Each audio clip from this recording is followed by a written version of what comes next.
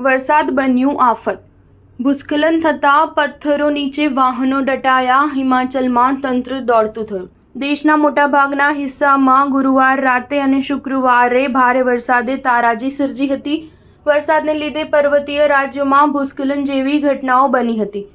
હિમાચલ પ્રદેશની રાજધાની શિમલાની આજુબાજુ અનેક જગ્યાએ ભૂસ્ખલન થયું હતું. કાટમાળ નીચે અનેક વાહનો ફસાઈ ગયા હતા, જેના લીધે અફરાતફરી મચી ગઈ હતી. ભારે વરસાદને કારણે ભૂસ્ખલન જેવી ઘટના બનતા મોટા પથ્થરો પહાડ પરથી નીચે પડ્યા હતા, જેની લપેટમાં માર્ગો પરથી પસાર થતા વાહનો આવી ગયા હતા. તેમાં 3 થી 4 વાહનો ફસાઈ ગયા હતા.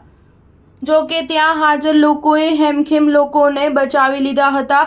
ઘટના સ્થળે એકાએક અફરાતફરી મચી ગઈ હતી. પોલીસ અને સ્થાનિક તંત્રને પણ ઘટના વિશે જાણકારી આપવામાં આવી હતી, જેના બાદ રેસ્ક્યુ ઓપરેશન હાથ ધરાયું હતું.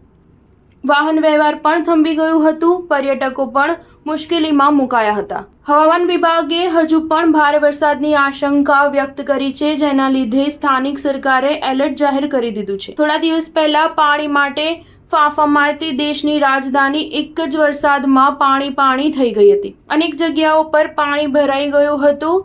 અનેક અંડરબ્રિજમાં તો વાહનો ડૂબી ગયા હતા. સ્ટાર ન્યૂઝ 7 હંમેશા સચ્ચાઈની સાથે.